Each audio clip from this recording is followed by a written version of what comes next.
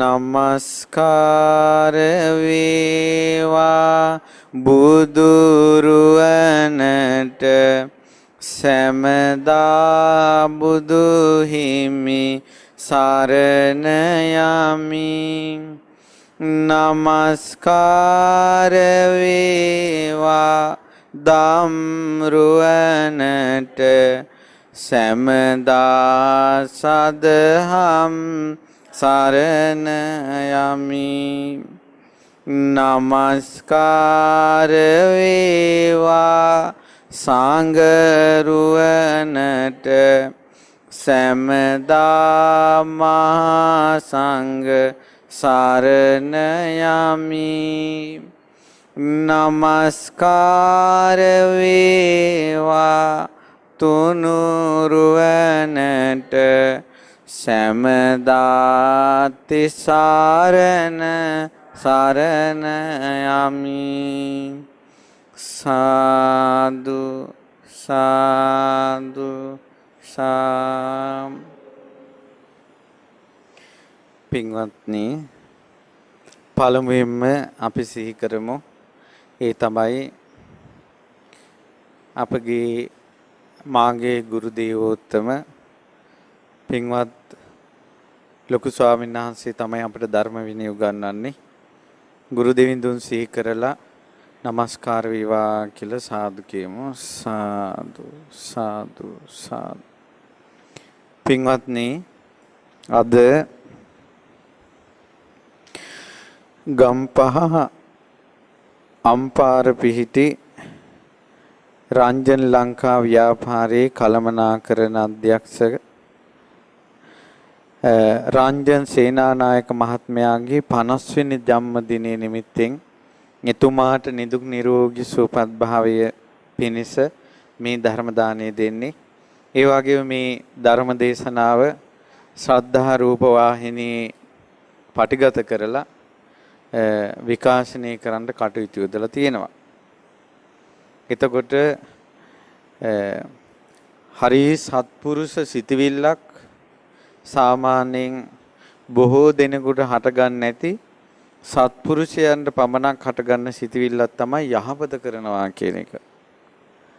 ඒ නිසා උපන්දිනේ වෙනුවෙන් යහපත් දෙයක් කිරීම බොහෝ දෙනෙකුට ධර්මය අහන්න සලස්වන එක එතුමාගේ ජීවිතයට විශාල ආශිර්වාදයක්. පින්වත්නි, ටික වෙලාවක් තුල දහම් කාරණාවක් කියලා දෙන්නම්. මෙතන ඉන්න පින්වතුන් දැන් මට ධර්ම දේශනාවට ආරාධනා කරපු අපේ සේනානායක මැතිණිය, ඒ වගේම හිතවත් මේ පින්වතුන් කිහිප දෙනෙක් හැර අනෙත් පින්වතුන් මම දැකලා නැහැ. මෙතන ඉන්න මූණු ඔක්කොම අලුත් ඒවා. ඒ වගේම ලොකු අයත් ඉන්නවා, පොඩි අයත් ඉන්නවා. ඒ වගේම නානාවිධ මට්ටමේ අය ඉන්නා බව මූණු වලින් පේනවා. ඒ නිසා ඔක්කොටම හරියන්න දහම් කාරණාවක් කියලා දෙන්න. ඒ තමයි ඕන් උපන්දිනේට සේනානායක මහත්මයා ධර්ම දේශනාවක් ලැහැත්ති කරලා. ඒතර මෙතන ඉන්න අනිත් අයගේ ඇති උපන්දින යෙදෙන උපන්දිනයක් නැති කෙනෙක් නෑ නේව. ඒතර ඒ අයගේ ගෙවල් වල ධර්ම දේශනා තිබ්බේ නෑනේ. මේ සේනානායක මහත්තයා විතරක් මොකද මේ අලුත් දෙයක් පටන් ගන්න. ඉතින් අනිත් අයත් උපන්දිනේ සමරනවා, කට්ටියට සතුටුයි. මොකද්ද මේක? කෝකද හරි දැන්? ඊළඟ එක තමයි මේ බුද්ධ ආගමේ අය මේ ධර්ම දේශනාව පවත්වනවා, පින්කම් කරනවා. දැන් වෙන ආගම් වල එහෙම නෑනේ. පිටරට මිනිස්සු මොකක්වත් නෑනේ. ඉතින් යසර කාලා බිල ඉන්නවනේ. මේ මොකද්ද මේකේ වෙනස? ඇයි මෙහෙම කරන්නේ? ඊළඟ තමයි මේ පින් කරන අයගෙන් ඇහුවොත් එහෙම මේ ඔයාලයි මේ පින් කරන්නේ කියලා ඊට පස්සේ යාලා කියනවා අනේ මැරුණාට පස්සේ අපි යන තැනකට මොන හරි අරන් යන්න ඕන. ඉතින් සුද්ධෝ එහෙම හිතන්නේ නෑනේ. ලංකාවේ ඉන්න සුදු කට්ටියත් හිතන්නේ නෑනේ එහෙම. ඉතින් මේ සමහර අය ටිකක් විතරක් මොකද මේ එකපාරම මේ ඊළඟ ජීවිතේට යන්න ඕන කියලා පෙනෙන්න තියෙන මේ ජීවිතේ ගැන හිතන්නේ නැතුව මොකද මේ මැරුණට පස්සේ එකක් ගැන හිතා ඉන්නේ. ඕවා ප්‍රශ්න. ඊළඟට දැන් අම්මලා කියනවා පොඩි අයටත් බණ අහපන් සිල් ගනින් කියලා සමහර ගෙවල් වල. සමහර ගෙවල් වල කියනවා පොඩි උන්ට උඹලා ඉගෙන ගනින්නලා හොඳට ඉගෙනගෙන ඉහළට යන්න ඕන කියලා. කවුරුවත් කියන්නේ නැහැ අපි ඕනම තැනක ඉන්න තාත්තා කෙනෙක් උඹලා මගෙන් පහළ හිටපල්ලා කියලා කියන්නේ නැහැ. ඉහළටම ඵලයල්ලා කියලා කියන්නේ. ඊළඟට තමයි සමහර අය පින් කරනවා. සමහර අය පින් කරන්නේ නැහැ. සමහර අය කුසල් කරනවා. සමහර අය කුසල් කරන්නේ නැහැ. සමහර අය දන් දෙනවා. සමහර අය දන් දෙන්නේ නැහැ. සමහර අය බණ අහනවා. සමහර අය බණ අහන්නේ නැහැ. නමුත් ඔක්කොම හොඳට ඉන්නවනේ. ඔක්කොම හොඳට ඉන්නවනේ. ඔක්කොම ෆුඩ් සිටි ගිහිල්ලා කෑම ගේනවනේ. ඔක්කොම බඩු ගේනවා එක තැනකින් සුපර් මාකට් වලට යනවා. ඉතින් පින් කරන අය නැති අය හොඳට ඉන්නවනේ. ඔක්කොම ඉස්පිරිතාලේ මැරෙනවනේ. මේ මොකද්ද මේ එක කට්ටියකගේ විතරක් පින් කරන්න ඕන බණ අහන්න ඕන කියලා දිවිල්ල මොකද්ද? ඇයි කිසිම වෙනසක් ඒවා නොකරන අයගේ කරන අයගේ ලොකු වෙනසක් පේන්නේ නැති නිසා. පින්වත්නි මම ඒකට උත්තරයක් මම නොදී බුදුරජාණන් වහන්සේ වදාළ දෙයක් කියන්නම්. බුදුරජාණන් වහන්සේ දවසක් මෙහෙම වදාලා. භූත පුබ්බම් භික්ඛවේ පචේතනෝ නාම රාජා හොසි. මේක ලස්සන කතාවක්. පින්වත් මහණෙනි දැන් ඔය මම අර මේ පින්වතුන්ට ඉස්සල්ලා කියපු ප්‍රශ්න ඔක්කොටම උත්තරේ මේ කතාවේ තියෙනවා. පින්වත් මහණෙනි ඉස්සල් මීට බොහෝ කාලයකට කලින් පචේතන කියලා රජ කෙනෙක් හිටියා. මොකද ඒ රජුරන්ගේ නම පචේතන කියලා. මේ රජතුමාට මාස 6කින් යුද්ධයකට යන්න ඕන. මාස කීයකින්ද යුද්ධයට යන්න ඕනන්නේ? 6කින්. ඊට පස්සේ මේ රජුරවන්ට හිතුණා මගේ කරත්තේ ඩිංගක් දැන් අබලයි දුබලයි ඒ නිසා කරත්තේ හදා ගන්න ඕන කියලා කරත් හදන වඩු බාසුන්නට කතා කරලා කිව්වා බාසුන් නැහැ මගේ කරත්තේ රෝද දෙක අබලන් වෙලා හොඳට රෝද දෙකක් හදන්න ඕන. ඔහෙට පුළුවන් රජතුමනි. එහෙනම් හදන්න ඕන තව මාස 6කින් යුද්ධයට යන්න තියෙනවා. ඕන්න දැන් කරත්ත බාසුන්නේ රෝදි හදන්න පටන් ගත්ත රෝද. යුද්ධයට තව මාස 6යි. ඒ කියන්නේ මාස 5යි දවස් 24ක් ගිහිල්ලා දැන්. තව දවස් 6කින් යුද්ධයට යන්න ඕන. රජුරවන්න මතක් වුණා කරත්ත රෝදි කොහොමද දන්නේ? ඊට පස්සේ පණිවිඩයක් ඇව්වා කරත්ත හදන බාසුන්නට. ඔන්න බාසුන් නැහැවා. කොහොමද කරත්ත රෝද හදලා ඉවරද? රජතුමනි යාන්තම් අදට එකක් හදලා ඉවරයි කිව්වා. ඊට පස්සේ කව બોලේ එක රෝදෙන් කොහොමද කරත්තේ ගෙනියන්නේ? අනිත් රෝදේ දවස් 6න් හදන්න පුළුවන්ද? ඇහැ කි රජතුමනි පුළුවන්. ඔන්න දැන් හෙට යුද්ධේ. දැන් අදට මාස 6 ඉවරයි. හවස් වෙනකොට මේ වගේ දිග ශාලාවක රජතුමා සිංහාසනේ වැඩ ඉන්නවා. අමාත්‍ය මණ්ඩලෙ දෙපැත්තෙන් ඉන්නවා. කරත්ත රෝද දෙක තල්ලු කරගෙන කරත්ත බාසුන් නැහැ ගෝලයයි ඇවිල්ලා කරත්ත රෝද දෙක බිම පෙරලලා තිබ්බා. දැන් දෙපැත්තේ කරත්ත රෝද දෙක තියෙනවා. બોලේ කිසිම වෙනසක් නැහනේ. එක වගේමනේ. ඊට පස්සේ කිව්වා රජ මේ රතකාරය බාසුන් නැහැ මේ කරත්ත රෝද දෙකේ කිසිම වෙනසක් නැහනේ. ඔහෙම කිව්වනේ මේ එක රෝදයක් හදන්න මාසෙට දවස් 6ක් තියෙදී කියන්නේ මාස 5යි දවස් 24ක් ගියා කියලා. මේ එකක් දවස් 6න් හදලානේ. දෙකේම වෙනසක් නැහනේ කියලා කිව්වා. රාජතුමනි වෙනසක් තියෙනවා. මොකද්ද කියලා ඇහුවා. ඔන්න දවස් 6න් හදපු කරත්ත රෝදේ ගත්තා. නැගිට්ටෙව්වා. නැගිට්ටවල මේක තල්ලු කරලා යවුවා. රාජ සභාවේ තල්ලු කරලා යවුවා කරත්ත රෝදේ. කරත්ත රෝදේ තල්ලු කරලා යවුවම මොකද්ද වෙන්නේ? ඔන්න ගොඩාක් අය දන්නේ නැහැ. ඔයාලා දන්නවද ලංකාවේ ඉස්සර ගම්වල පොඩි ළමයි බයිසිකල් රෝද කරකවනවා. ටයර් අරන් යනවා ගමේ ඇලේ දොලේ. ඉතින් ওই රෝද තල්ලු කරපුව දිගටම මොකද වෙන්නේ? අතින් දුන්න ශක්තිය යම් තාක්ද ඒ තාක් කරත්ත රෝදේ කැරකිලා ගිහිල්ලා ඒ ශක්තිය පවර එක ඉවර වෙච්ච ගමන් වැටෙනවා. අර දවස් 6න් හදපු කරත්ත රෝදේ යම් තාක් දුර ගිහිල්ලා කැරකිලා බිම වැටුණා. ඒක දැන් මේ ඔයාලට තේරෙනවා ඒක. දැන් රජුරෝ බලාගෙන ඉන්නවා. මාස 5යි දවස් 24කින් හදපු කරත්ත රෝදේ කරකොල යවුවා.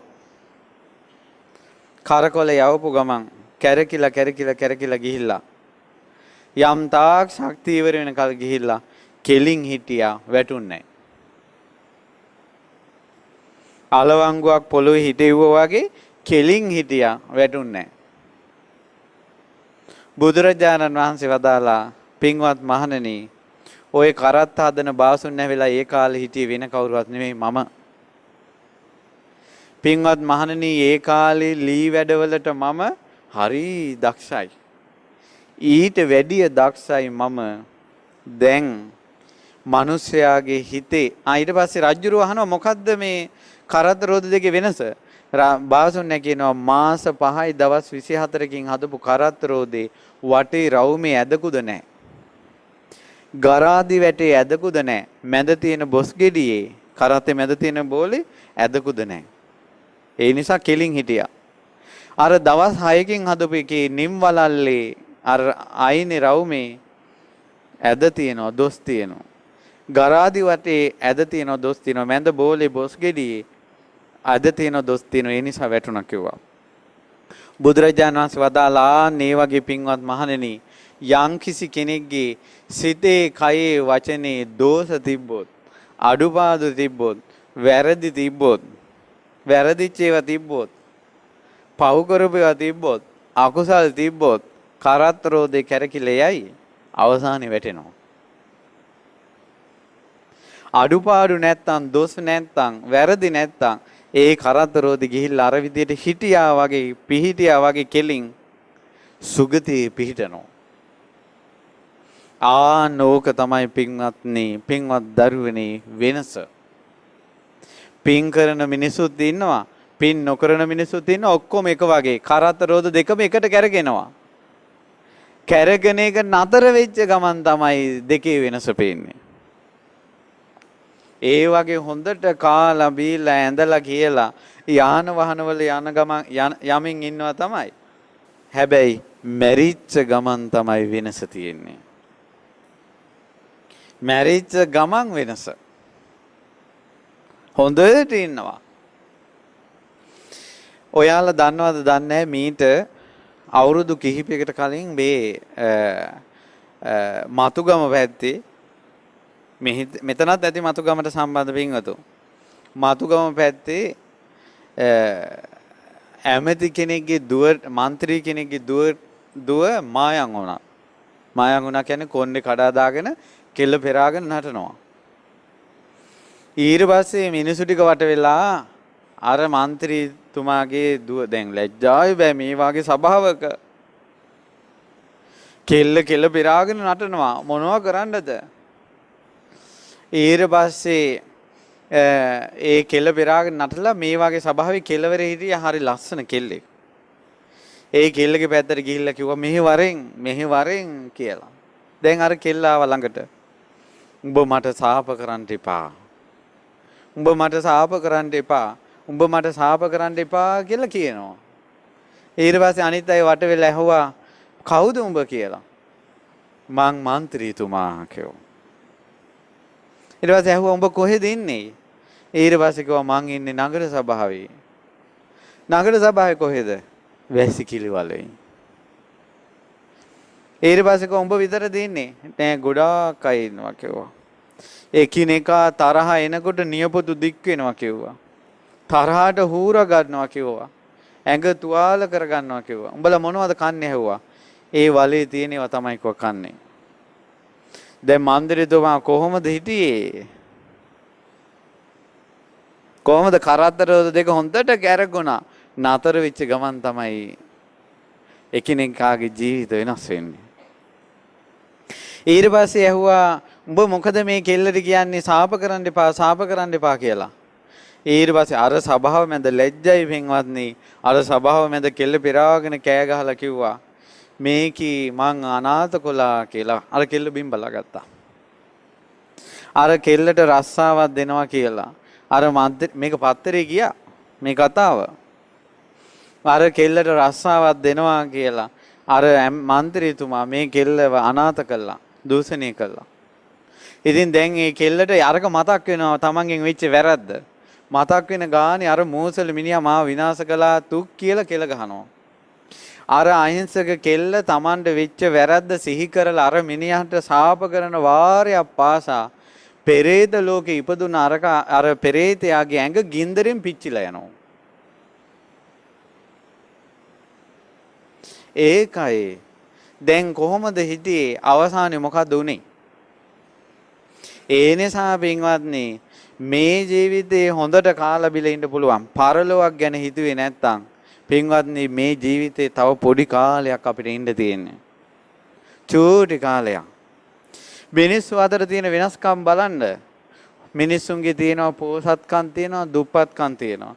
යාන වාහන තියන අය ඉන්නවා, නැති අය ඉන්නවා. බිස්නස් හරියන අය ඉන්නවා, බිස්නස් හරියන්නේ නැති අය ඉන්නවා. හොඳට ඉගෙන ගන්න පුළුවන් අය ඉන්නවා, ඉගෙන ගන්න බැරි අය ඉන්නවා. නිතර ලෙඩ තියෙන අය ඉන්නවා, නිතර ලෙඩ නැති අය ඉන්නවා. ඊළඟට හොඳට කතා බහ කරන්න පුළුවන් අය ඉන්නවා, කතා බහ කරන්න බැරි අය ඉන්නවා. ඊළඟට දැක්ක ගමන් ප්‍රියමනාප ආස හිතෙන අය ඉන්නවා, දැක්ක ගමන් අහක බලා ගන්න හිතෙන අය ඉන්නවා. සමහර අය දීර්ඝායුෂ ඉන්නවා, සමහර අය ඉක්මනට මැරිලා යනවා. එතකොට මේ එකම මනුස්ස ලෝකෙ ඉපදිලා එකම දේවල් කාලා බීලා එකම උස්ම රැල්ල අරන් මේ වාතයේ තියෙන උස්ම ටික අපි කවුරුත් ගන්නෙ. එකම රටේ ඉන්නේ එකම මිනිසුන්ගේ ඇයි මේ වෙනස? එකිනෙකා කරපු දේවල්. එකිනෙකා කරපු දේවල්. ඒ නිසා පින්වත්නි තම තමන් කරන දේවල් වල විපාකේ හම්බ වෙන්නේ මරුණට පස්සේ. කර්මයේ තියෙනවා ditta dam වේදිනිය විපාක දෙන්න දේවල්. ඒ කියන්නේ මේ ජීවිතේදීම විපාක දෙනවා. මේ ජීවිතේදීම විපාක දෙන පින් අද කාලේ අඩුයි. හේතුව රහතන් වහන්සේලාට වගේ කරන පූජා තමයි බොහෝ විට මේ ජීවිතේ විපාක දෙන්නේ. ඊට පස්සේ පින්වත්නි ඊළඟ කර්ම තියෙන උපපජ්ජ වේදිනිය මැරිච්ච ගමන් විපාක දෙනවා. ඊළඟට තියෙනවා අපරාපරිය වේදනීය නිවන් දකින්න ජාති දක්වා යන කර්ම තියෙනවා.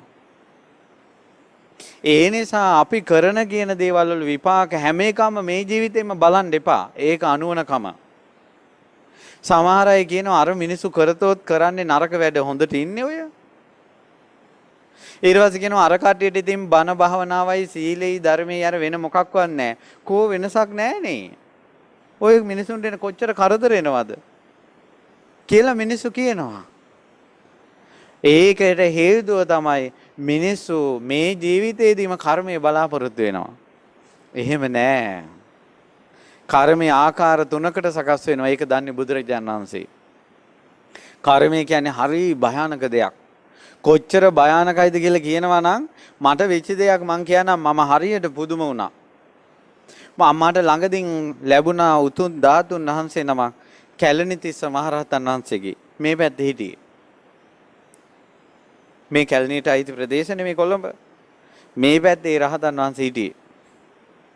ඒ රහතන් වහන්සේ රජමාලිගාවට යනවා. දානෙට. ඊට පස්සේ ඒ රජමාලිගාවේ රජුරුවන්ගේ මල්ලි රජතුමාගේ බිසවත් එක්ක අනාචාරය දෙනවා. මේක අහු වුණාට පස්සේ මේ රාජකුමාරයා පැන්න මල්ලි. ඊට පස්සේ අර බිසව නිතර මතක් වෙන නිසා මේ චරපුරුෂයෙකුට සිවුරක් පොරවලා ලියුමක් දීලා රහතන් වහන්සේ පිටිපස්සේ එව්වා. රහතන් වහන්සේ බැලුවේ නෑ මේ කවුද කියලා. රහතන් වහන්සේ හිතුවා දානෙට වඩින හාමුදුර නමක් කියලා. නිගලස් බව රහතන් අරහත්වේ කියන්නේ බලන්න පින්වත්නි තමන්ගේ පිටිපස්සෙන් එන කෙනා කවුද කියලා රහතන් වහන්සේලා හොයලා ඉන්නේ. එක එකාගේ අහුමුළු හොයන්ට එනව නේද මිනිසුන්ට හිත? ඒ කෙලෙස්. ඒවා තමයි කෙලෙස්. අරක කොහමද? අරකි කොහමද? අරයාලා කොහමද? එයාලගේ දැන් බිස්නස් තත්ත්වය කොහමද? දැන් එයාලගේ නෑදෑයෝ කොහමද? අරු තරහ වෙලාද? ඒවා හොයන්නේ කෙලෙස්. කෙලෙස් නිසා බලන්න අරහත්ත්වයේ කියන එක කොච්චර පවිත්‍ර දෙයක්ද කියලා. තමන්ගේ පිටිපස්සෙන් එන කෙනා කවුද කියලා හොයන්න රහතන් වහන්සේලාට උවමනාවක් නැහැ. මහා කස්සප මහරහතන් වහන්සේ තමන්ගේ ගෝලයාගේ හිතවත් හොයලා නැහැ, බලලා නැහැ. උවමනාවක් නැහැ. අපිට හිතෙන්නේ මට හිත බලන්න පුළුවන් වුණා නම් ඔක්කොගෙම හිත ටික බලනවා කියලා අපිට හිතෙනවා. ඒ අපේ කෙලෙස් නිසා. අපිට අහසින් යන්න පුළුවන් වුණා නම් මුළු කොළඹටම පේන්න අහසින් ගිහිල්ලා නෙළුම් කුළුණ මුදුනේ හිත ගන්න කියලා අපිට හිතෙනවා. ඒ අපේ හිතේ කෙලෙස් නිසා. රහතන් වහන්සේලාට එහෙම කෙලෙස් නැහැ. උන්වහන්සේ දාන්නේ වැළඳුවා. වළඳලා දැන් එනවා. එන ගමන් අර හොර හාමුදුරුවෝ සිවුරක් පොරවගත්ත එක්කෙනා අර බිසව ඉන්න තැන ලියුම දැම්මා. ඊට පස්සේ ලියුම වැටෙන සද්දේ රජ්ජුරුවන්ට ඇහුණා. රජ්ජුරුවෝ ඉක්මනට බල්ලා ලියුම ගත්තා. බලනකොට අත් අකුරු තියෙනවා. බිසවට පෙම් හසුණා. රජතුමාගේ මල්ලිටයි අකුරු ගන්නුවේ කැලණිතිස්ස මහරහතන් වහන්සේ අකුරු එක වගේ. මල්ලිගේ අකුරුයි රහතන් වහන්සේගේ අකුරු එක වගේ. හිතුවා කැලණිතිස්සයන් වහන්සේ තමයි ලියුම දැම්මේ කියලා. ඊට පස්සේ රජතුමා කිපිලා තෙල් කටාරමුක නටවපන් කිව්වා. දාලා. අර රහතන් වහන්සේ උස්සගෙන ගිහිල්ලා තෙල් කටාරමේ දාලා, ඒ කියන්නේ ලොකු හැලියකට තෙල් පුරවලා යටින් ගින්දර දාලා රහතන් වහන්සේ හැලිය ඇතුළට දැම්ම වළඳ අස්සට. වටේට ගිනි තියෙනවා රත් වෙන්නේ නැහැ තෙල්. දැන් ඔය වාගේ නොකරපු වැරද්දකට අහු වෙනකොට අපි හිතනවනේ අනේ මොන කර්මයක්ද දන්නේ අප්පා, මොකද්ද මං කරපු කර්මය, ඇයි මං තෙල් ගොඩකට දැම්මේ කියලා. රහතන් වහන්සේ එහෙම බැලුවේ නැහැ. රහතන් වහන්සේලාට එහෙම වොමනාවක් නැහැ.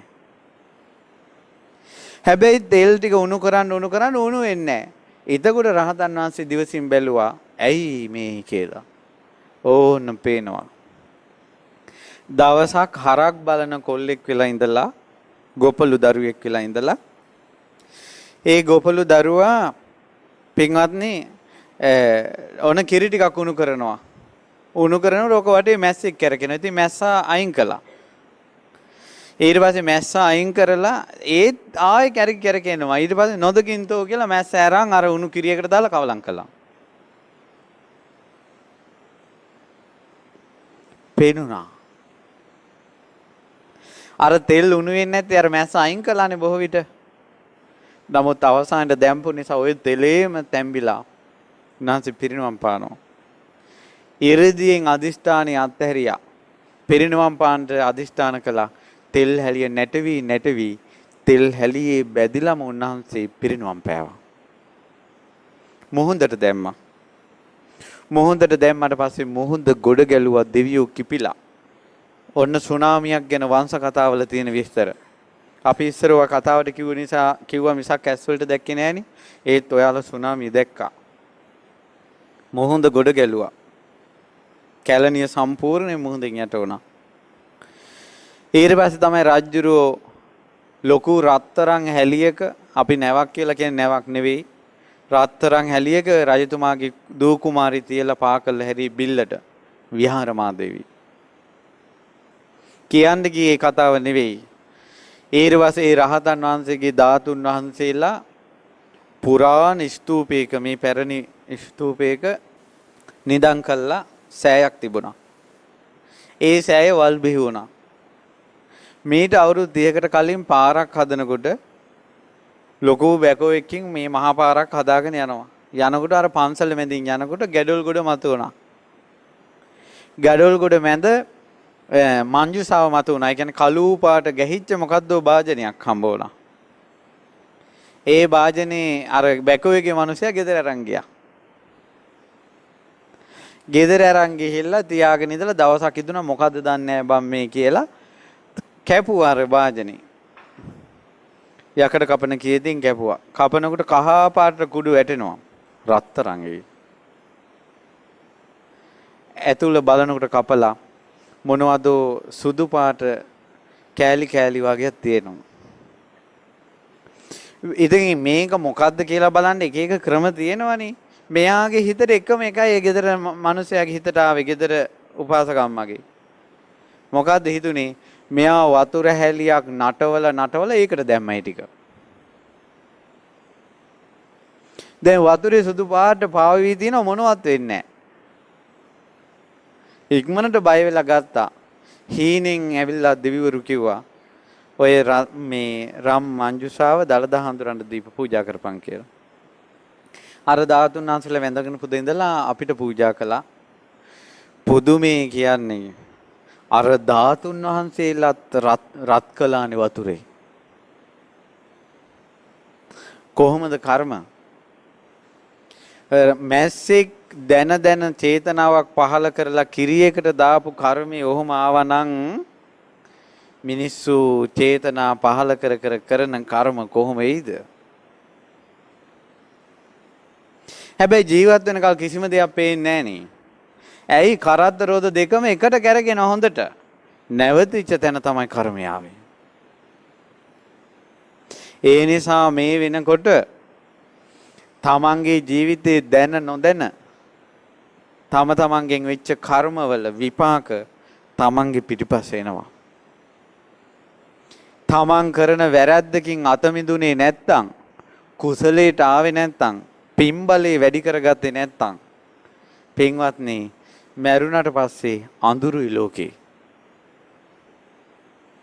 මරණයක් ගැන හිතන්න ඕනේ මැරුණට පස්සේ යන ලෝකයක් ගැන හිතන්න ඕනනේ කවුරුත් මැරෙන නිසා.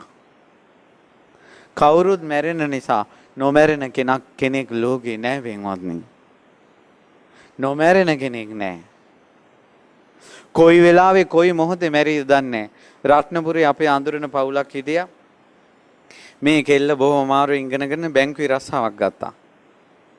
ඊට පස්සේ රස්සාවක් කරන් ගේට් හොඳට හදලා වෙඩින් එකට ඕන දැන් ලැහැත්ති වුණා. ඊට පස්සේ වෙඩින් එකට දිනේ දාගෙන ඔක්කොම කරගෙන දැන් කොල්ලත් එක්ක මේ කතා වෙලා මේ රත්තරන් බඩු ගේන්න යන් කියලා රත්තරන් බඩු ගේන්න ගියා. ඊට පස්සේ රත්තරන් බඩු ගේන්න යනකොට මේ දැන් වෑන් එකේ ගියේ. ඊට පස්සේ ඉස්සරහෙන් වාහනයක් ආවා වේගෙන් බ්‍රේක් ගැහුවා. පල්ලමක වාගේ මම හිතේ. වේගෙන් බ්‍රේක් ගහපු ගමන් දොර ඇරිලා පිටිපස්සට ගියා. කෙල්ල මෙහෙම වැටුණා. පිටිපස්සට ගිය දොර ගිය වේගෙන් ආපහු ඉස්සරහට ආවා. බෙල්ල අහුනේ බෙල්ල එළියේ. අහෝ මේ සත්වයා කොයි වෙලාවේ කොයි මොහොතේ මැරෙයිද දන්නේ. ඒ යන ලෝකෙට මොනවද අරන් යන්නේ? සමහර කර්ම දෙනවා විපාක දෙනවා එක මරණේ ඒ විදිහටම ජීවිත 500ක් එක විදිහටම විපාක දෙනවා. ඔය බෙල්ල ගැලවුනේ ඒ කර්මේ පළවෙනි අවස්ථාව නම් තව 499ක් ඉතුරුයි. මිනිස්සු පඬිතයි. ගොඩාක් පඬිතයි. එයාලට තමයි මේ ඔක්කොම වැටහෙන්නේ. මිනිස්සු හිතන ඔය මොනවද කියන්නේ? පඬිතකම් දොඩවත් ඉඳී. හොඳට කාලා බීලත් ඉඳී. කරද්ද රෝද දෙක හොඳට කැරකිලා යයි. නතර වෙන්න ඕන බලන්න. ඔය මහා ලොකුවට දොඩාගෙන කියාගෙන අපි ලොක්කෝ කියලා ඉන්න අය ලෙඩ වෙනකොට බලන්න කෙන්දිරි ගන්න හැටි. අයියෝ මන් ළඟ කවුරු හරි නවත්තන්න. ලෙඩ වීමේදී ඔක්කොම අසරණයි.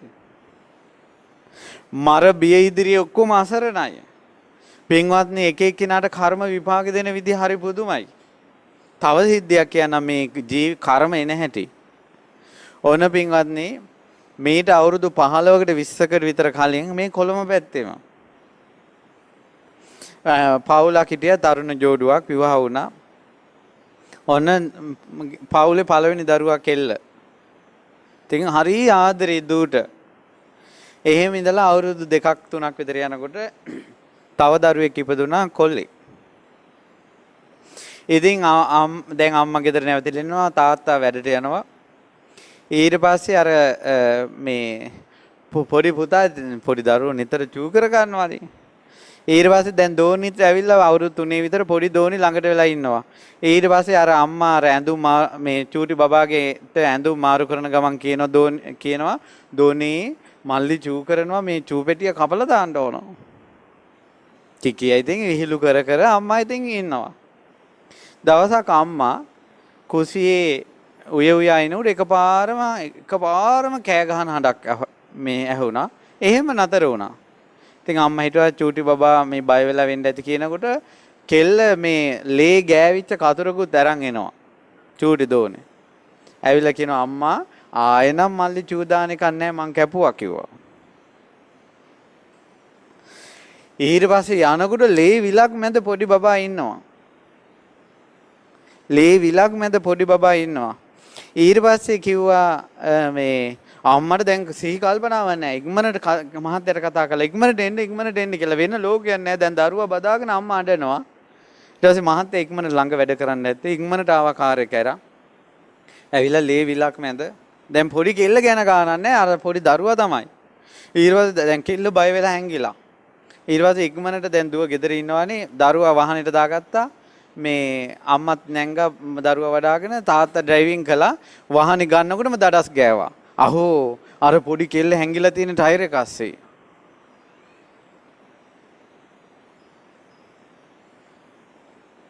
ඔහොම කර්ම විපාක දෙනවනේ. දැන් අර දෙමව්පියෝ කොයි පැත්තද බලන්නේ? ඒ නිසා පින විපාක දෙනකල් කරදරයක් නොවනකල් තමයි එකිනෙකාගේ තියෙන පඬිතකම්. අසරණ වුණාට පස්සේ කවුරුත් නැහැ. අසරණ වුණාට පස්සේ කවුරුත් නැහැ. අපි දන්නේ පින්වත්නි අපිට මොන කර්ම තියෙනවද කියලා. ඊළඟ ජීවිතේ මොනවා විපාක විඳින්න වෙයිද කියලා. හොඳ ලස්සනට ආදරෙන් අම්මගේ තාත්තගේ උණුසුමට තුරුලලා හැදෙන කෙල්ලෝ කසාද බැඳලා පස්සේ යම රජුරෝ වගේ යම දූතයෝ වගේ පව්කාර මිනිහලාට හම්බ වෙනවා. ජීවිතේම අපායක්. ජීවිතේම අපායක්.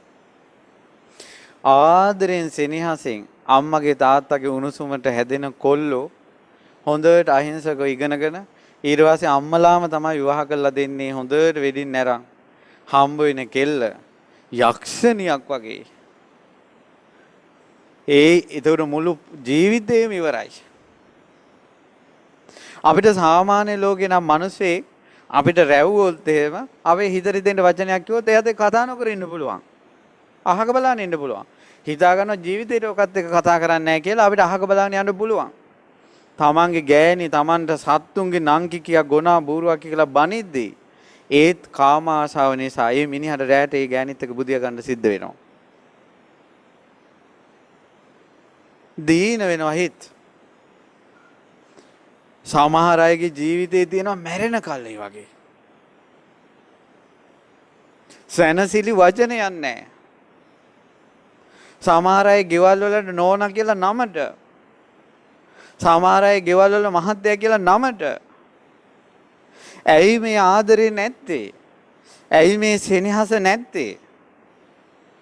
ඇයි මේ ඔක්කොටම දුක බෙදාගෙන මහත්තයාගේ ඇහින් කඳුලක් වැටෙන්න දෙන්නේ නැතුව මහත්තයාට සෙනෙහවංශ නෝනලා ඉන්නවනම් නෝනාගේ ඇහින් කඳුලක් වැටෙන්න දෙන්නේ නැතුව ඒ කඳුල ආදරෙන් පිහදාලා සෙනෙහබර වචනයක් කියන මහත්තයලා ඉන්නවනම් කවදාවත් තෝතෝපි කියලා ඇඟිල්ල දික් කරගෙන බැනගෙන නැත්තම් ඒ වාගේ පවුල් ඒ වාගේ ආදරයක් ලැබෙන්නේ පිනකට. ඒ වාගේ ආදරයක් නොලැබෙන්නේ සසරේ තමන්ගේ මිනිස්සයා ඉදින් වෙන මිනිහලාත් එක්ක දුරාචාරයෙන් හැසිරෙලා.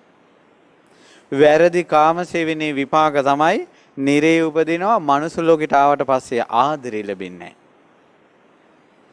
එයාට ආදරේ කියන්නේ නියඟයක්. එයාගේ ජීවිතේ කාන්තාරයක් නම් එයා පතන ආදරේ ගංගාවක් කාන්තාරෙන් ගංගාවල් ගලා බහින්නේ නැහැ. හරියට මේ ලෝකෙට තියෙන ප්‍රශ්නයක් තමයි ආදරේ නැහැ. ඒ තමයි වැරදි කාමසේවනයේ නිසා. එතකොට එහෙනම් සල්ලි මිල මුදල් සමාජ තත්ත්ව නිසා තමන් එකිනෙකා එක එක දේවල් කරාගෙන අරුමුත් කරන්නේ මොමුත් කරන්නේ කියලා ඉඳී හොඳට ඉන්නවා පේනවා කනවා බොනවා යනවා එනවා හොඳට බටර පාන් කාලා ඉතින් මේ මැරුණේ මැරිච්ච ගමන් කරතරෝදි කැරකිලා වැටෙනවා. සියල්ල දන්න සියල්ල දක්නා වූ බුදුරජාණන් වහන්සේ මේ මහ පොළොවේ නීසිලට පස්පිඩක් අරන් වදාලා පින්වත් මහණෙනි මැරෙන අයගේ මේ නීසිලට ගත්ත පස්පිඩ වාගේ ප්‍රමාණයක් තමයි මැරිලා ආයෙත් මිනිස්සෙක්වත් වෙන්නේ. මැරෙන අයගේ මේ මහ පොළොව වගේ ප්‍රමාණයක් සතර අපායයි. මම හාමුදුරුවෝ කල්යාණ මිත්‍රයෝ ඇසුරු කරන කෙනෙක්. ඒකට මටත් අහන්න ලැබුණා මිනිස්සු මැරෙන හැටිත් අහන්න ලැබුණා. මැරිලා ඉපදෙන හැටිත් අහන්න ලැබුණා. මේ ධර්මයේ කතා වෙන නිසා කල්යාණ මිත්‍රයෝ ඇසුරු කරන නිසා අපිටත් මිනිස්සු මැරිලා ඉපදෙන හැටි අහන්න ලැබෙනවා. දැන් මම මේ මහානකමට ඇවිල්ලා අවුරුදු 15කට කිට්ටුයි. මේ අවුරුදු 15 තුල මැරිච්ච අයගෙන් මැරිලා දෙවියෙක් වුණ අය ගැන මට අහන්න ලැබිලා තියෙන්නේ 5-6 දෙනෙක් ගැන. ගොඩාක් අය ප්‍රේතයෝ. ඒතර මැරෙන අය කොහෙද යන්නේ මේ? ඒක තමයි මේවා මේ පේන හැට පේන්නේ නැහැ. ඒ නිසා තමයි බුදුරජාණන් වහන්සේ වදාළේ මේ බුද්ධ ශාසනය. හරි ඔහොම වෙන්නේ කොහොමද කියලා මම කියන්නම්. දැන් ඔයාලට එකපාරම හිතා ගන්න බැරුව ඇති එහෙනම් ඔච්චර මැරෙන අයට මොකද්ද වෙන්නේ කියලා. තේරෙන්නේ දැන් ගොඩක් කාන්තාවය මෙතන ඉන්න නිසා මම කාරණාවක් කියන්නම්. දවසක් බුදුරජාණන් වහන්සේ අනේපිඩු සිටුතුමාගේ ගෙදර දානෙට වැඩපු වෙලාවේ ගෙදර පිටිපස්සෙන් හරියට කච ගාලා සද්දයක්. කච ගාලා සද්දයක් නම් අනිවාර්යෙන් කවුරු වෙන්න ඇතිද? අනිවාර්යෙන් බවලතෙක්. ඊට පස්සේ මොකද උනේ? බුදුරජාණන් වහන්සේ අනේපිඩු සිටුතුමාගෙන් ඇහුවා සිටුතුමනි මොකද්ද ඒ සද්දේ? අනේ ස්වාමීනි විසාකාගේ නංගි සුජාතා අපේ දුවට ගෙන මේ පුතාට කසාද බඳලා දුන්නේ යේලි. අනේ යේලි නංගේ කටනම් ස්වාමීනි සංවර නෑ ඕගේ සද්ද හැමදාම කිව්වා. එන්න කියන්න කිව්වා. අපේ බුදුරජාණන් වහන්සේ සසරේ කවදාවත් කාට යහපත් දෙයකට එන්න කිව්වොත් නොගින් ඉඳලා නෑ. ඒ නිසා බුදුරජාණන් වහන්සේ කාට හරි කතා කරවොත් එන්න කියලා ඉරහඳ බලාගෙන හරි එයා ළඟට එනවා. සුජාතා ආවා. ආවට පස්සේ බුදුරජාණන් වහන්සේ අහනවා සුජාතා ඔයා මේ ලෝකේ බිරින්දෑවරු 7 දෙනෙක් ඉන්නවා. ඔයා ඒ 7 දෙනාගෙන් කවුද කියලා ඇහුවා. දැන් ඔයාලගෙන් මං ඇහුවොත් එහෙම මේ ලෝකේ බිරින්දෑවරු 7 දෙනෙක් ඉන්නවා. ඒ 7 දෙනාගෙන් ඔයාලා කවුද කියලා ඇත්තම කවුරු හරි කසාද බැඳපු කෙනෙක් මෙතන ඉන්නවා නම් ඉන්නවා කියන්නේ මෙතන ඉන්න 95ම බැඳපු අය. ඒ කියන්නේ 95ම මෙතන ඉන්න කාන්තාවෝ බිරින්දෑවරු. ඒතර ওই බිරින්දෑවරුන්ගෙන් 7 දෙනාගෙන් ඔයාලා කවුද කියලා ඇහුවොත් ඔයාලට එන ඊළඟ ප්‍රශ්නේ තමයි ඔය 7 දෙනා කවුද?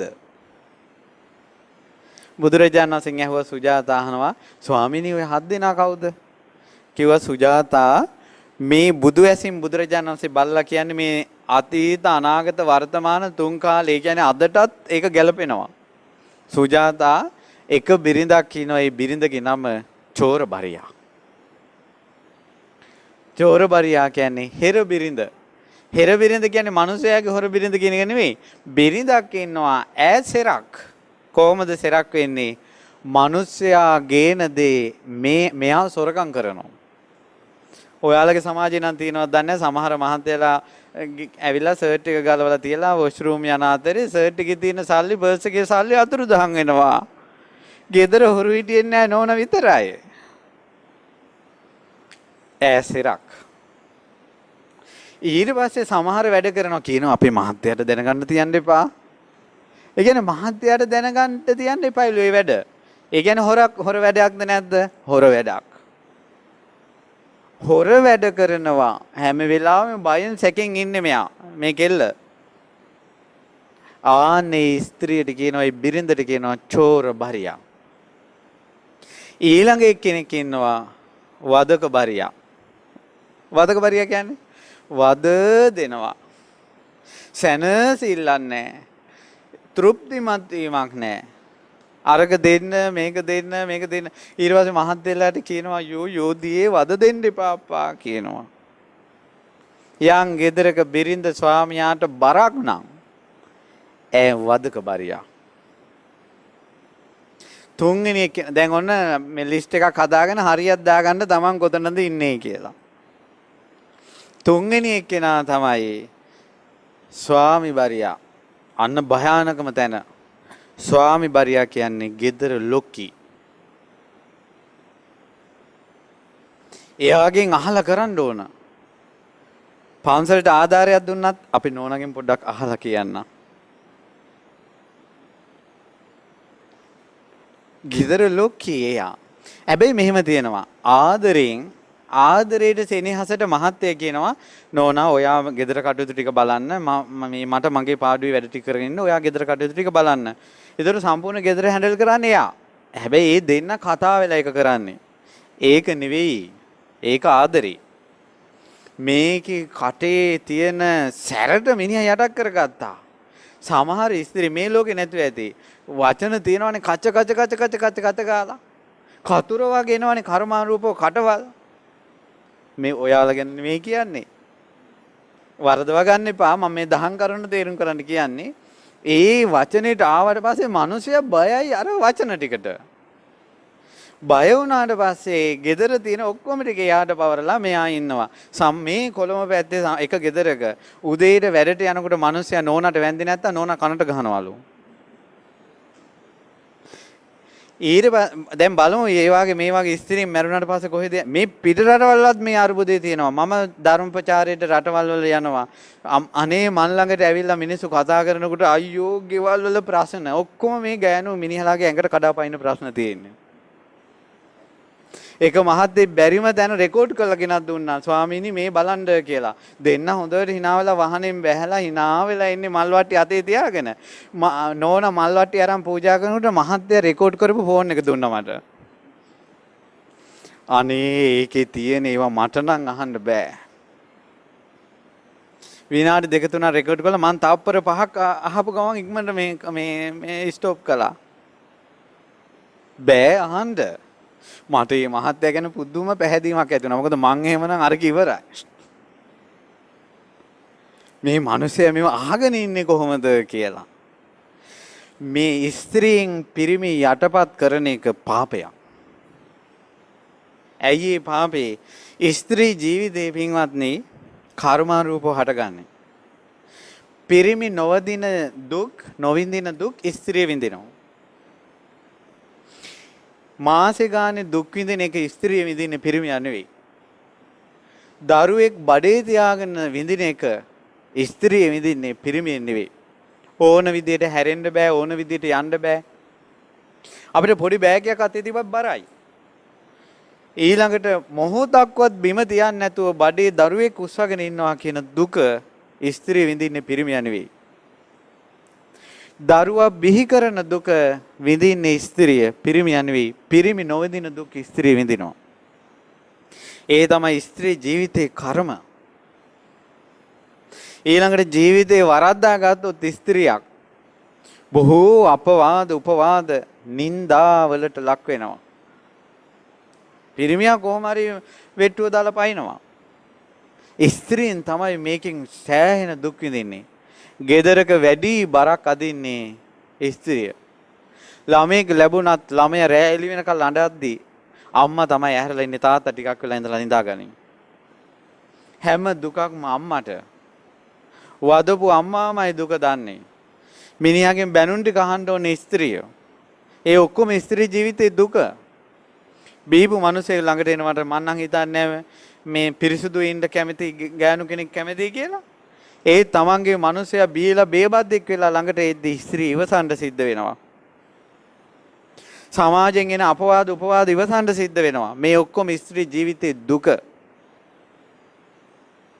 එතකොට ස්ත්‍රියක් වෙලා ඉපදින්නේ සසරේ යම් කර්මයකින්. අන්න ඒ කර්මෙන් ගැලවෙන්න බෑ පිරිමි ජීවිතයට ගරු කරන්නේ නැතුව. පිරිමියා යටපත් කරා කියන්නේ තමන් කර්මානුරූප ස්ත්‍රී ජීවිතයකට පත් වෙලා තියෙද්දී පුණ්‍ය බලයෙන් හටගත්ත පිරිමි ජීවිතේ යටපත් කිරීමේ පාපයෙන් ඈ ස්ත්‍රී භාවයෙන් මිදෙන්නේ නැහැ. හැබැයි පින්වත්නි කාන්තාවන්ටත් අද කාලේ ඇඟිල්ල දික් කරලා කතා කරන්න පුළුවන් බලයක් තියෙනවා. ඇයි යාළගේ අධ්‍යාපන මට්ටම වැඩි, එක්ක උපාධි වැඩි, එක්ක ධනෙ වැඩි. අද ගත්තොත් මේ බණක් අහන්න ගත්ත කාන්තාව වැඩි. ඊළඟට මේ අධ්‍යාපන ශාස්ත්‍රයේ රැකියා ශාස්ත්‍රයේ ඉහළ ඉන්න ස්ත්‍රී ඉගෙන ගන්නකොට වැඩිපුරම ඉස්කෝලවලින් හොඳ අධ්‍යාපනයක් තියෙන්නේ බාලිකා විද්‍යාලවලට. ඒවට හේතුවකුත් තියෙනවා. ඒ තමයි පිනක් කරනකොට වැඩිපුරම ඉන්නේ කාන්තාවෝ ටික. ශ්‍රම දානයක් කරනකොට පින්කමක්කට ශ්‍රම දානයක් කරන්න මහත්යලා ටික නෝන්ලා තමයි යවන්නේ. පාන්සලට ආධාරයක් කරන්න ඔක්කොම නෝනාගේ අතේ තමයි යවන්නේ. බණක් අහනකොට ඉස්සරහින් ඉන්නේ නෝනලා ටික. මහත්යලා ටික ඔක්කොම අයින් වෙනවා මුළු ගැන්වෙනවා. පින්කම් වලදී කුසල් වලදී මුළු ගැන්නුන පාපයට සසරේ පිරිමියා යටපත් වෙලා උපදිනවා. පින්කම් වලට හොඳ දේවල් වලට කුසල් වලට ඉස්සරහට ගිය නිසා සසරේ ස්ත්‍රිය බලවත් වෙලා උපදිනවා. එහෙම ඉපදුනාට ඒක කර්මානුරූපව එහෙම වෙද්දී ඒ බලවත්කමෙන් පිරිමියා යට කිරීමේ පාපයට අර ස්ත්‍රිය බොහෝ පෞරස් කරගන්නවා. පිරිමියා තමන්ගේ අල්ලේ නටවන පාපයට කියනවා ඒ යම් බිරිඳක් ඉන්නවා නම් ඒ බිරිඳට ඇයි ඉතින් කියන්නේ රස්සාවක් තියෙනකොට දැන් ජොබ් කරන අය කියනවා අනේ ඔයාගේ පඩි අඩුයිනේ මගේ පඩි හොඳට තියෙනවනේ ඔයා බබා බලා ගන්නවා. ඔන්න දැන් ගෙදර මහත්තයා නැවතිලා බබා බලා ගන්නවා. ඒතර දැන් දොයි බබා බයි බබා කියන්නේ කවුද? තාත්තා. ඊට පස්සේ ඔන්න ළමයා වැරදි වැඩ කරනවා. වැරදි වැඩ කරනකොට තාත්තා කෝටුවක් ගන්න කියනවා. ඔන්න අම්මට කියනවා ඉස්සර කිව්වේ කොහොමද අප්පච්චිට කියනවා කියලා. ඊට පස්සේ මොකද උනේ නෝනා වැඩ ඇරලා ඇවිල්ලා කියනවා අයියෝ අනේ මට මහන්සි අනේ මොන හරි යන්නකෝ මෙයා. දැන් උයපන්කෝ. ඊට පස්සේ කියනවා අනේ මට මහන්සි මෙයා අනේ මේවා මේ වොෂින් මැෂින් දාන්නකෝ මගේ සාරිය. දැන් ඒකත් හොදන්න ඕන. මේ අපි දන්න කොහෙදෝ පැත්තක මේ එක උපාසකම්ම කෙනෙක් ඉන්නවා. ඒ උපාසකම්ම මේ බෝමලුව අතුගාපු බෝමලුව කොස්සෙන් අතු ගන්නවා. ඒ තරම් සරදහවන්තයි. ඊට පස්සේ ආමඳුරට දැක්ක ගමන් දුර ඉඳලා වැඳ වැටිලා ගාථා 500ක් විතර කියලා වඳිනවා. ගෙදර ගියාම පොතක් අරන් කකුල අපිට කකුලක් දෑගෙන මිනිස්සුන්ට කියනවා තේ එකක් අරන් වරේ. කිව්වට මොකද මේ මයික් එකකින් කියන්න බැරි ඇඳුම් හොදන්න දෙනවා කියනවා මේ මිනිස්සයාට. ඔයාලා හිතන්නේ බොමලු අතු ගාවලා ඔය කරන සෝබනේට දිව්‍ය ලෝකයයි. සෝබනේට සුගතිය නැත. ඒ නිසා පිරිමියා යටපත් කරගෙන ඉන්න ස්ත්‍රියට කියනවා ස්වාමි බරියා. ඒ ගෙදර ස්වාමියා වෙලා තියෙන බිරිඳ. ඊළඟ කෙනා තමයි මාදුබරියා අම්මා වගේ. මහත්යට හිතෙනවා මේ අපේ නෝනා අපේ අම්මා වගේ අප්පා. එහෙම හිතෙනවා. අම්මා වගේ ගෙදරින් ගියා නිතර කතා කරලා බලනවා කරදරයක් නෑ නේද? ඔයා ගියා නේද? හරියට හොයලා බලනවා අම්මා වගේ. ඊළඟ බිරිඳ තමයි බගිනි බරියා. බගිනි බරියා කියන්නේ සහෝදරිය වගේ. නංගි කෙනෙක් තමන් ගොඩක් ආදරේ අයියට යන්සේ ගරුසරු කරනවාද ඒ වගේ බිරිඳ තමන්ගේ අයියා කෙනෙකුට වගේ ගරුසරුයි තමන්ගේ ස්වාමියාට. බගිනි බරියා. ඊළඟ බිරිඳ තමයි සකි බරියා යාළුවෝ වගේ. ඒ කියන්නේ තරහ වෙනවා ඉක්මනට හොඳයි. තමන් තරහ වුණත් මහත්තයා කන්නේ නැතුව බොන්නේ නැතුව ඉන්නවට කැමති නැහැ. අහක බලාගෙන හරි දෙයක දෙනවා. අද කාලේ ගෑනු තරහ වුණොත් මිනිහට කන්න නැහැ. එතකොට සකිවරියා කියන්නේ හරි යාළුයි. දෙන්න එකට යන්නේ, දෙන්න එකට කතා කරන්නේ. ඊළඟට හරි එකතුයි දෙන්න යාළුවෝ දෙන්නෙක් වගේ. වයසකුන්දලා මේ බයින්නවා මලකෝලම් කියලා. ඒ වුණාට දෙන්න hina වෙවි. හරි සතුටුයි තරහ වුණත් ඉක්මනට හොඳයි. සකිබරියා. ඊළඟ බිරිඳ තමයි පින්වත්නි දාසිබරියා. දාසිබරියා කියන්නේ දාසියක් වගේ. මිනිහා සල්ලාලයි වෙන ගෑනු පිටිපස්සේ යනවා ඉවසලා ඉන්නවා. මිනිහා කටුවට බීගෙන එනවා ඉවසලා ඉන්නවා. ආදරෙන් වචනයක් නැහැ ඉවසලා ඉන්නවා. තමන්ගේ වැරදි තැන් තැන් වල කියනවා ඉවසලා ඉන්නවා. මහත්යගේ පවුලේ කට්ටියට හොඳයි. නෝනාගේ පවුලේ කට්ටිය ගැන බැරිල්ලක් නැහැ ඉවසලා ඉන්නවා. දරුවෝ ගැන බැරිල්ලක් නැහැ ඉවසලා ඉන්නවා. දාසියක් වගේ. කවදාවත් මිනිසුන්ට කිය යන්නේ නැහැ. දාසි. ඕනම මිනිසයාගේ මොන චරිතේ වුණත් හැම චරිතයකට අනුවම ඉන්න පුළුවන් එකම බිරිඳ දාසි බිරිඳ. සියල්ල දන්න සියල්ල දක්නා වූ දෙව්ලොව බඹලොව නිරය ප්‍රේත සුර අසුර සෑම ලෝකයක්ම තමන්ගේ දිව්‍ය බුද්ධ නේත්‍රයෙන් දකින බුදුරජාණන් වහන්සේ වදාලා පින්වත් මහණෙනි සුජාතා අර චෝර බරියා වදක බරියා ස්වාමි බරියා ගෙදර ලොක්කි වගේ ඉන්නේ ඔය තුන් දෙනා මැරුණට පස්සේ නිරේ උපදිනවා අටපිරිකරයක් දීලා සේපෙන්න බෑ තමන්ගේ මිනිසයා තමන්ගේ අල්ලේ නටවා අටපිරිකර 1000ක් පූජා කළා දෙව්ලෝ යන්න බෑ. සුගතියක උපදින්නේ නැහැ. දැක්කද මුල වරද්දා ගැනීම. ඊට පස්සේ බුදුරජාණන් වහන්සේ වදාලා සකිබරි මේ මාතුබරියා, බගිනිබරියා, සකිබරියා, දාසිබරියා ඔය බිරින්දෑවරු 4 දෙනා මැරුණාට පස්සේ නිම්මාන රති උපදිනවා කිව්වා. නිම්මාන රති කියන්නේ චාතුම් මහරජිකේ පහු කළා, තාවතින්සේ පහු කළා, තුසිතේ පහු කළා, යාමේ පහු කළා, තුසිතේ පහු කළා නිම්මාන රතියේ ඉහළටම යනවා. පුළුවන් විදිහට මිනිසයාට යටත් වෙලා යුතුයකම් ටික ඉෂ්ට කරගෙන හිටියා චාතුම් මහරජිකේ හරි යන්න පුළුවන් පන්සලකට නොගියත්. ඔය කරුණු ටික මුල් කරගෙන බලනකොට අද කාලේ ඉන්න බිරින්දෑවරු කවරහුද? ගොඩාක් බිරින්දෑවරු චෝර.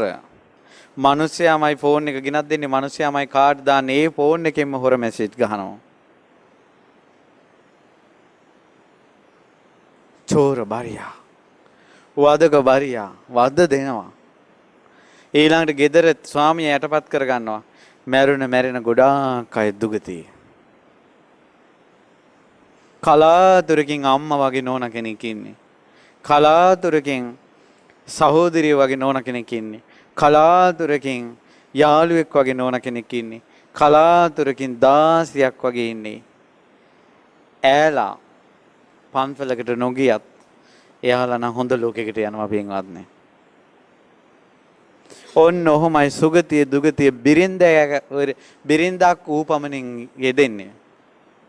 මේ කරුණ කියන්නේ බයවීම පිණිස නොවේ. මිනිස්සෙකුට හැදෙන්න ඕන තරම් අවස්ථාවක් තියෙනවා. තමන්ගේ වැරද්දක් වෙලා තියෙනවා නම් අවංග වෙලා මාන්නේ බිඳුවට දාගෙන ස්වාමියාගෙන් සමාව අරන් අද ඉඳලා හැදුනොත් පින්වත්නි මඩ ගොඩේ පිපුණ නෙළුමක් වගේ හැදිච්ච ජීවිතේ ඉහළට එනවා. ඒකම බබලනවා. සමාව අරන් හැදෙන්න තියෙන්නේ. පාපයෙන් මැරෙන්න එපා. මිනිසෙක් වුණාම මිනිසෙක් විදියටවත් මැරෙන්න. ඊට පස්සේ ඔය පරයයනොත් දැන් තේරෙනවා නේද මැරෙන අය සුගතිය උපදින්නේ නැහැ. ගොඩාක් අය උපදින්නේ දුගතියේ.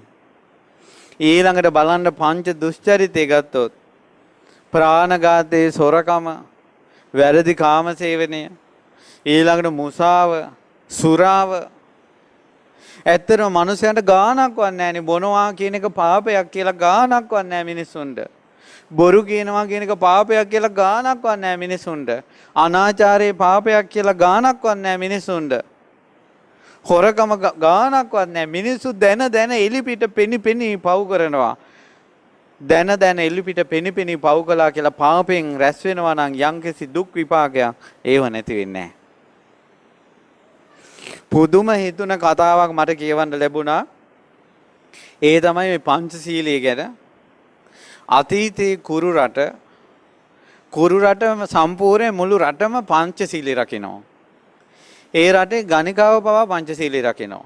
රජ කාලේ අද කාලේව නැහැ.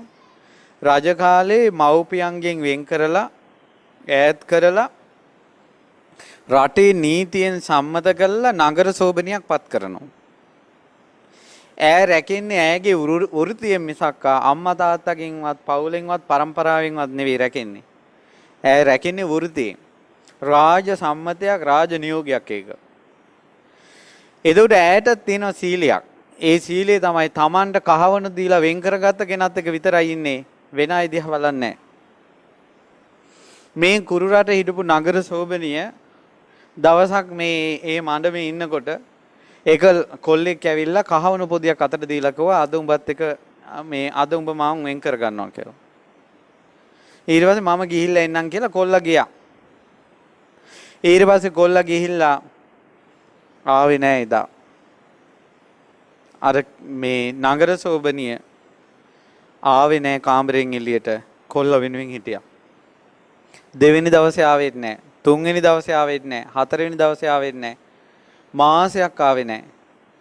ඒ ආයිනකට වෙලා තියෙන දෙයක් කාලා ඉන්නවා. අර මිනිස්සු ළඟට යන්නේ නැහැ. ඉස්සරහට යන්නේ නැහැ. මේ විදිහට අවුරුද්දක් නෙවෙයි දෙකක් නෙවෙයි තුනක් වෙනුවෙන් Tamanට කහවණු දුන්න කෙනා Taman ළඟට එනකල් වෙන කෙනෙක්ගෙන් කහවණු ගන්න නැතුව ඒ අර කහවණු දුන්න කෙනා වෙනුවෙන් හිටියා. කාණ්ඩ බොණ්ඩ නැති වුණා. හිඟමනටපත් වුණා. ඊට පස්සේ මේ කෙල්ල රජයට පැමිණිල්ලක් දැම්මා. මට මෙන්න මේ විදිහට කෙනෙක් ඇවිල්ලා කහවණු පොදියක් දුන්නා.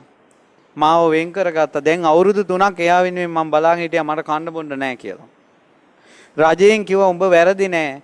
උඹ අවුරුදු 3ක් ඉවසලා තියෙනවා. ඒ නිසා හෙට ඉඳලා උඹ ආයෙ පටන් ගනින් පරණ රස්සාව. උඹගේ වැරද්දක් නෑ කියලා රාජ නියෝගයක් දුන්නා උසාවියේ. ඔන්න මේ කෙල්ල රජයේ නියෝගය නිසා තමන්ගේත් වැරද්දක් නැති නිසා ආයෙත් අර ශාලාවේ ඉස්සරහට ගිහිල්ලා තව කෙනෙක් වෙනුවෙන් බලාපොරොත්තුෙන් හිටියා. එන්නකොට ඔන්න කොල්ලෙක් ඇවිල්ලා කහවණු පොදියක් දුන්නා. ඒ දෙන්න හදනකොට මේ කෙල්ල අත දික් කළා කහවණු පොදිය ගන්න. අත දික් කරනකොටම අවුරුදු 3කට කලින් කහවණු දුන්න කෙනා අන්න එනවා. දික් කරපු අත අකුලා ගත්තා. අකුලා ගන්නකොට අර ආපු තරුණයාගේ ශරීරයෙන් මතුවන සක්දෙවිඳු. සක්දෙවිඳු මතු වුණාට පස්සේ මතුවෙලා සක්දෙවිඳු කිව්වා මං උඹේ සීලේ බලන්ටයි මේක කළේ උඹ හරි සිල්වත් කියලා සම්පූර්ණයෙන් ගේ රන් රිදි මුතුමැණික් වලින් පුරවල යනවා. ඒත් අර නගර සෝබනී ගණිකාව කියනවා මට අවුරුදු 3කට කලින් කහවණු දුන්න කෙනා එද්දි තව කෙනෙක්ගෙන් කහවණු ගන්නට අත දික් කරපු එකෙන් මගේ පන්සිල් කැඩුනද කියලා මට සැකයි කියනවා. මට පුදුමේ ඔය කතාව නෙවෙයි. නගර සෝබනියක් වෙලා ඉඳිද්දි ඈ මිනිසුන්ටම වෙන් වෙලා ඉඳිද්දි රජයෙන් නියෝග කරලා ඉඳිද්දි තමන් වෙනුවෙන් කහවණු පොදියක් දුන්න කෙනා වෙනුවෙන් අවුරුදු 3ක් හිටියානම් අද වෙඩින් ඇරන් පෝරුවේ නැගලා මේ ලියුම් කියුම් වල අස්සම් කළා තමන්ටම කියලා මිනිසෙක් ඉද්දින්ම මේ ස්ත්‍රීන් අනාචාරය හැසිරෙන්නේ නැද්ද? තමන්ගේ මිනිසයා රට පිට රටකට ගිහිල්ලා මාසයක් ඉඳලා එනකොට මෙහි බිරිඳ වෙන කෙනෙක් එක්ක ගිහිල්ලා මේ වෙඩින් ෆොටෝ ටික ගහලා ඇල්බම් එක අරන් ගෙදෙට්ට එනකොට ඇල්බම් එකට සල්ලි ගෙවන්න කෙනෙක් නැහැ. ඩිවෝස්. ඒ නිසා අද වෙඩින් ෆොටෝස් ගන්න කිව්ව ගමන් ඇඩ්වාන්ස් නෙමෙයි ගන්න ඔක්කොම ගන්නවා සල්ලි. තොපි ඕන එකක් අපි ෆොටෝ ගහනවා කියලා. ඒකයි සම්පූර්ණ මේක විනාශ වෙවි යනවා. ඒ නිසා අද කාලෙකෝ මම මේ වාගේ දන් සභාවක කිව්වා අද කාලේ මේ මිනිස්සයා මාසයක් පිට ගිහිල්ලා එනකල් මේ ස්ත්‍රීන් ගුණධර්මී රැකෙන්නේ නැහැ නේ කියලා. ඊට පස්සේ මහත් එක්ක ඇවිල්ලා කිව්වන්නේ වැරදි ස්වාමීන් වහන්සේ. මාසයක් නෙවෙයි කිව්වා වැඩ ඇරලා එනකල් ඉන්නේ නැහැ කියලා කිව්වා. මේ කසාද බැඳපු අයමයි කියන්නේ මන් නෙවෙයි. ගෙවල් වල ප්‍රශ්න හංගගෙන ඉන්නේ. මෙච්චර දුක් විඳිද්දී මිනිස්සු කියනවා පිනක් නැහැ, පවක් නැහැ, ඊළඟ ජීවිතයක් නැහැ, මීළඟ ජීවිතයක් නැහැ කියනවා. ඇයි යනකොට කෝ දෙවියෝ අපිට පේන්නේ නැහැ, කෝ අපාය අපිට පේන්නේ නැහැ කියනවා. මොම්ම පරිප්පු වල ප්‍රෝටීන් තියෙනවා කියනකොට පිළිගන්නවා. ප්‍රෝටීන් දැක්කද? ගුරුත්වාකර්ෂණය කියනකොට පිළිගන්නවා. දැක්කද? ඊළඟට මේ වතුර කියනකොට මේකේ ඔක්සිජන් 2යි හයිඩ්‍රජන් 1යි කියනකොට පිළිගන්නවා. දැක්කද? සුද්ධෝ කියන එක ඉහෙලීම පිළිගන්නවා. තමන්ගේ ජීවිතේට උරුම වුණ ඉරණම කියනකොට කවුරුත් පිළිගන්නේ නැහැ. ඒ නිසා මේක නම් පුදුම අභාග්‍යයක්. පිනපව විශ්වාස කරන්නේ නැහැ කියන එක. පුදුම අභාග්‍යයක්. මොලේ කියන කලඳක් තියෙනවා නම් පින කියන එක කලඳක් කියනවා නම් මේ බණ ටික අහලවත් අඩුම තරමේ හොඳ පැත්තකට ජීවිතේ ගන්න කල්පනා කරන්න ඕන. ඒ කියන්නේ එලොවක් නැති වුණත් හොඳ කරනවා කියන්නේ මේ ජීවිතේම ප්‍රශංසා ලබනවානේ. පරලොවක් නැති වුණත් මේ ජීවිතේම ශ්‍රේෂ්ඨ නැද්ද?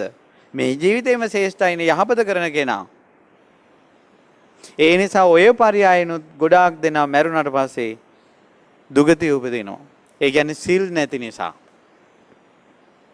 ඊළඟට තව පරයයකිනුත් සත්වයා දුගතිය යන ක්‍රම තියෙනවා.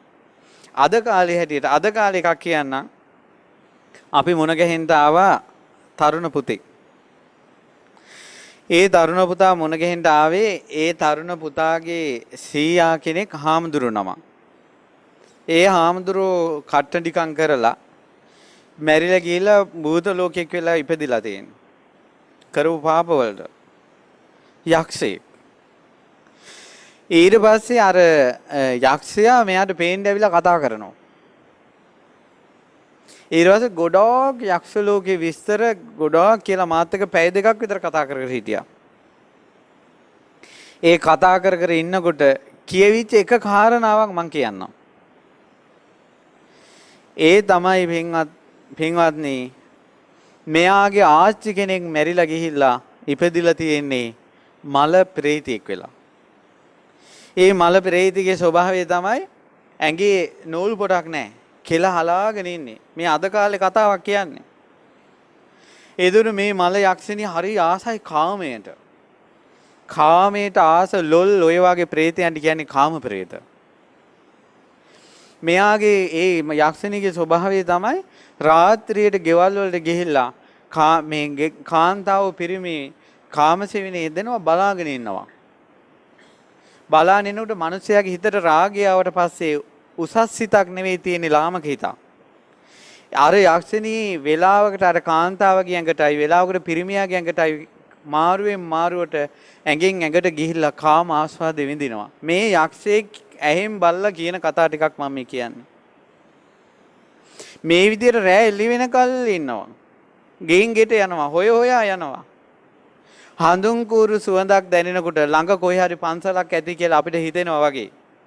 මාළු ගඳක් එනකොට මාළු කපන තැනක් ළඟ ඇති කියලා හිතෙනවා වගේ. කුණු ගඳක් එනකොට කුණු කන්දක් ළඟ ඇති කියලා අපිට ඉව එනවා වගේ. කාම ගඳ, කාමයේ හැසිරෙනකොට එන ගඳ ඒ ප්‍රේතයන්ට තරම් සංවේදී.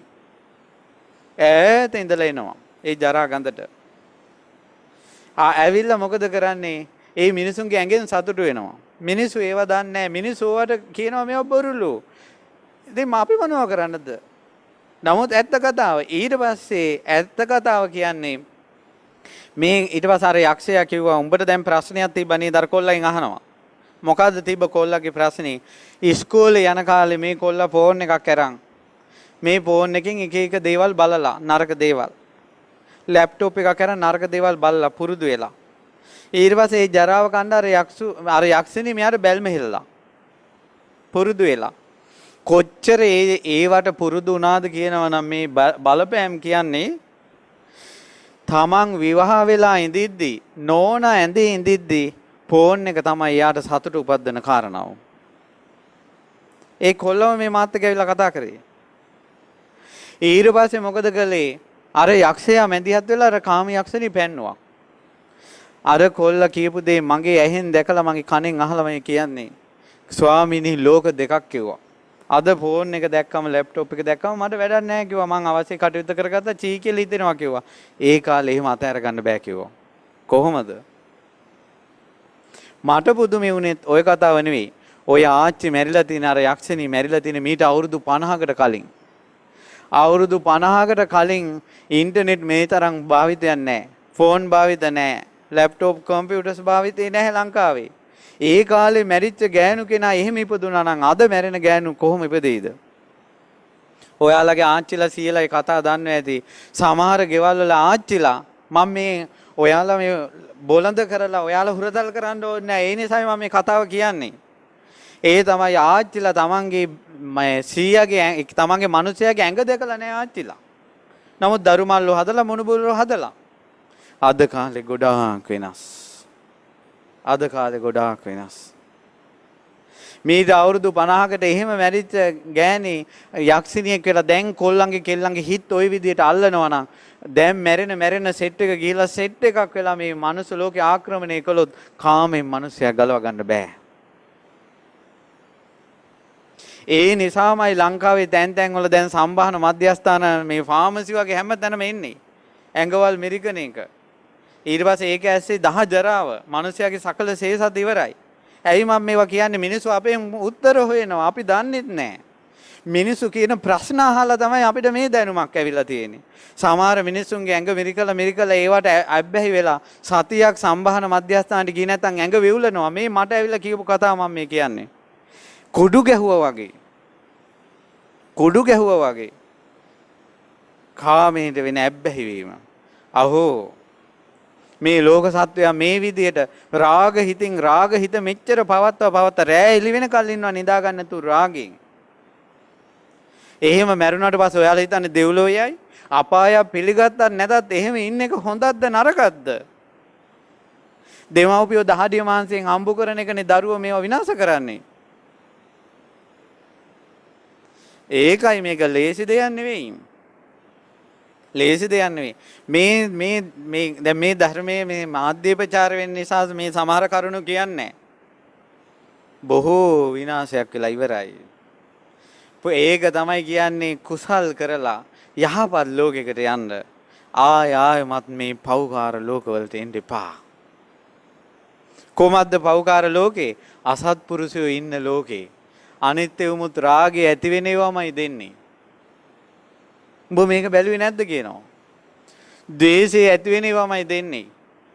මෙන්න බලපන් අරකට බැනලා මෙන්න අරකගේ කේස් එක ඇහුවෙලා. ද්වේෂය, iriසියාව, මෝහය මේ ඉගෙනගෙන ලොක්කෝ වගේ ඉන්නවා. ලංකාවේ බුදුන් උපන්නේ කියනට යමල් අන්න රිටිකල මේ කපිලවස්තුවලු කියලා දුවනවා. පුදුම මොළ. අහෝ මේ සද්දය මැරුණාට පස්සේ කොහෙද යන්නේ? කරුණාව නැතුව, මෛත්‍රිය නැතුව, කුසල අකුසල නැතුව මේ තවත් කෙනෙකුට දුකක් දුන්නොත් ඒක මට එයි ආපහු කියලා හිතන්නේ නැද්ද? අපි තවත් කෙනෙකුට ඇඟිල්ල දික් කරනකොට ඇඟිලි හතරක් තමන්ගේ පැත්තට හැරිලා. ඒ වාගේ මේ ලෝක සත්වයා කර්මයෙන් බැට කනවා කියලා නුවණින් විමසුවේ නැත්තම් පව් වලින් ගැලවෙන්න නම් බෑ. අපිට කිසිම සපෝට් එකක් නැහැ. වැඩ කරන ආයතනයේවත් ඊළඟට ඇසුරු කරන සමාජයෙන්වත් පින්නට එන්න නම් සපෝට් එකක් නැහැ. මේ සත්පුරුෂ පවුලක් නිසා අද මේ උපන්දිනේ දවසේ බණ ටිකක් අහන්න මේ අවස්ථාව සැලසුනේ. මේක හිස් දෙයක් නෙවෙයි. කවුරු හරි පින්වන්ත කෙනෙක් ඇති. ඒ කෙනා මේ බණ ටික අහලා තමන්ගේ ජීවිතේ ගුණධර්ම දියුණු කරගනි. එක්කෙනෙක් හැදුනොත් ඇති. එක්කෙනෙක් හැදුනොත් ඇති. මොකද ගොඩාක් විනාශ වෙලා යද්දි එකෙක් බේරගත්තත් ඇති. ඒ නිසා පින්වත්නි මේ සත්පුරුෂ දේවල්. ඉතින් පින්වත්නි හොඳට කල්පනා කරන්න අපි මැරෙනවා කියලා. අපි මැරෙනවා කියන එක නිතර කල්පනා කරන්න. මැරුණාට පස්සේ අරන් යන්න සිද්ධ වෙන්නේ තමන් කරපු හොඳ දේවල් හෝ නරක දේවල් හෝ. පුංචි කර්මය ඇති. ඔයාලා විශ්වාස කරන එකක් නැහැ. නමුත් ඇත්තටම සිද්ධ වෙච්ච දෙයක්. ඒ තමයි මේ ළඟදීන් රුවන්වැලි මහා සෑයෙම හැමදාම සිල් ගන්න 4 පොයට ආච්චි කෙනෙක් මැරුණා. මැරිලා එතකොට ඉතින් කවුරුත් සාමාන්‍යයෙන් පොදුවේ කතා කරන්නේ දිවි ලෝකෙ ඉපදුනා කියලානේ. මැරිලා මේ ආච්චි මාංශයක් යනකොට දුවගේ ඇඟට එනවා පෙරේතියෙක්. ඇවිල්ලා කෑ ගගහ කියනවා මට වැරදුනා. මිනිස්සු කම්මුලේ අත තියාගෙන ඇහුවා උඹට මොකද උනේ? ඊට පස්සේ කිව්වා මං රුවන්වැලි සෑයේ සිල් ගන්නකොට රැයට පස්ස පැත්ත චෛත්‍ය පැත්තට තියාගෙන තමයි බුදියාගෙන තියෙන්නේ. සෑයට පස්ස හැරවීම. චෛත්‍යයට කකුල් දික් කරගෙන ඉඳීම. සිදුවත් කුමාරයාම නලංගනෝ බුදියාගෙන ඉන්නවා දැකලා කලකිරිලා තමයි ගිහි ගෙදරින් අබිනිෂ්ක්‍රමණය කළේ. අහලා නැද්ද ඒක? ඒ නිසා රුවන්වැලි සෑයේ මළුවේ 4 ගාතේ වැටිලා මේ මිනිස්සු වාත ඇර බුදියා ගන්න එක බුද්ධ ගෞරවයේද? ඒ කරන පාපෙත් එනවනේ. අපිට විදියක් නැහැ ගෙනල්ලා මේ මයික් වලින් මේ කියවලා මේ රාමු කළා මේවා දෙන්න ඕන මිනිස්සුන්ට. ඒත් පිළිගන්නේ දන්නේ නැහැ අප්පා බොරුව කියයි. මිනිස්සු හරි ආසයි තර්ක කරන්න. වාද විවාද කරන්න හරි ආසයි. ඇයි උගන්වන්නෙත් වාද විවාදනේ උගන්වන්නේ තර්ක කිරිල්ලනේ. ශ්‍රද්ධාවෙන් යමක් පිළිගෙන තමන්ගේ ජීවිතය යහපතට ගන්න අය ඊටමත් අතලොස්සයි. බුද්ධ වචනේ එකයි. ඒ තමයි නියසිරට ගත්ත පස්පිඩක් වාගේ ප්‍රමාණයක් තමයි මැරුණාට පස්සේ සුගතිය යන්නේ. ගොඩාක් අය යන්නේ දුගතිය.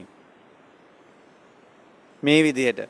ඊළඟ ගොඩාක් අය ඉන්නවනේ දැන් ওই දේවාල වලට ගිහිල්ලා බාරහාර වෙලා පොල් ගහලා ලේසි කියලා හිතන්න එපා.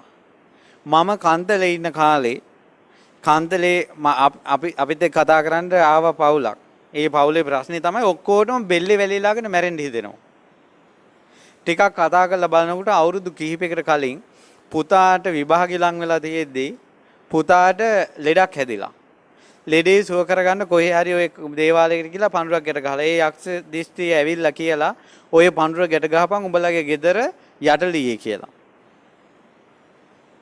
ඔන්න ගෙනල්ලා යටලියේ ගෙදර ගැට ගැහුවා. මේ ඇත්ත කතාවක්.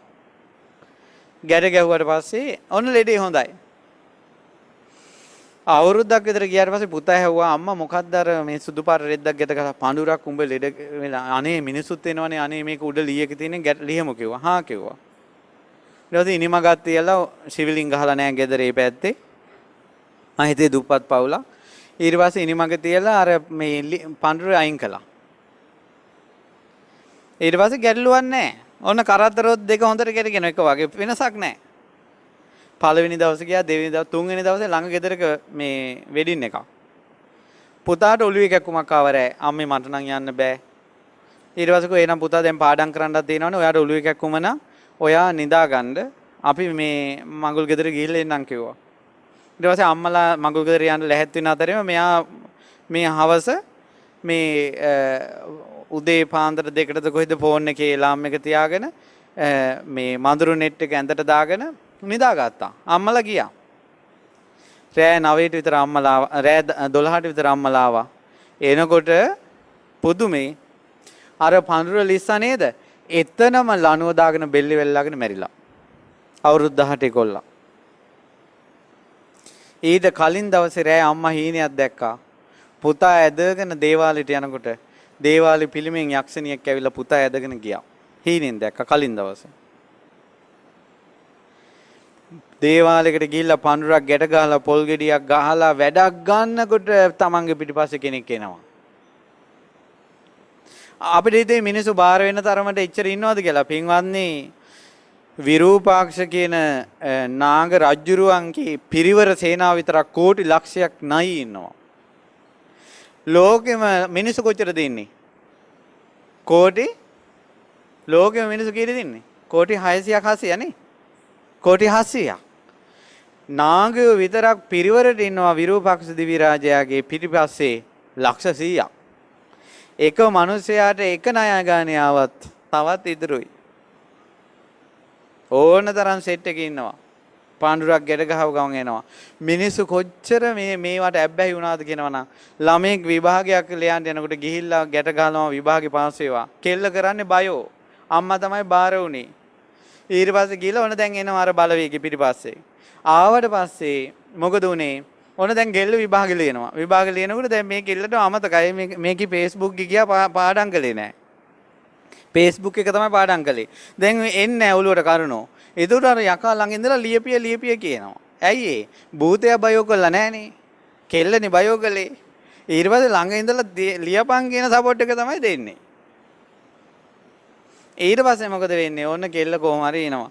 ඉතින් අර භූතයා ඉන්ටර්නෙට් එකෙන් නම්බර් එක ගහලා රිසල්ට් එනකල් භූතයා බලාගෙන ඉන්නේ නැහැ. බාරය ඔප්පු කරන්න ඕන. අනිවාර්යෙන් බාරය ඔප්පු කරන්න ඕන.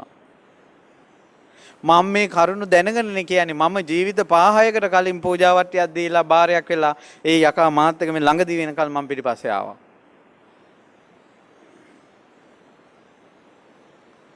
වැඩක් ගත්තොත් ණයයි. අම්මගෙන් කිරි බිව්වොත් ණයයි. තාත්තගෙන් ජාතක වුණා ණයයි.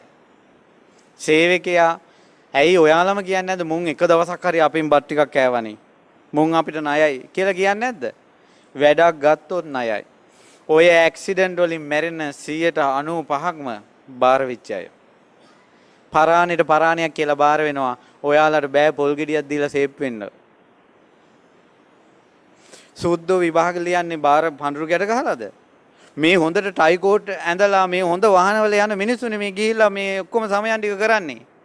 ඒ ක්‍රමේනොත් මැරුණාට පස්සේ උන්ගේ අතරටම යනවා සුගතිය කියන්නේ. පින්වත්නි බැලූ පැත්තෙන් හැම අතින්ම පල්ලහැට වැටෙන්න මිසක් උඩහැට එන්න එකක් නැහැ.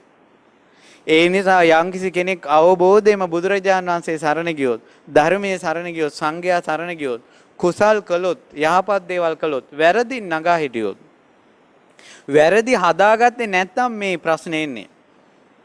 හොඳට මතක තියාගන්න බුදුරජාණන් වහන්සේ වදාලා බාලයාටත් පඬිතයාටත් ඉරණම් තුනක් තියෙනවා. මොකද්ද බාලයාගේ ඉරණම? බාලයාට ඒ කියන්නේ පව් වැඩ කරන කෙනාට සමාජයේ මිනිස්සු සභාවකදී පව් වැඩ කතා කරනකොට තමන්ගේ බඩපපුව පිච්චෙනවා කිව්වා.